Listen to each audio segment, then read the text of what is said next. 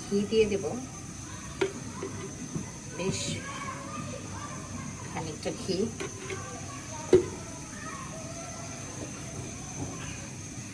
ঘিটা দিয়ে চালের সাথে একটু উপরে নিচে করে ভালোভাবে মিশিয়ে নেব। ওয়াও, আমার বিরিয়ানিটা কতটা সুন্দর হয়েছে গাইস, আপনাদের বলে বোঝানো যাবে না যে আমার এই মশলার কারণে পুরো ঘর আমার মোমো করছে গন্ধে। এত সুন্দর ঝরঝরা হয়েছে, খুবই সুন্দর হয়েছে। আমি আপনাদেরকে এটা পরিবেশন করে দেখাবো যে কেমন হয়েছে আজকে বিরিয়ানিটা।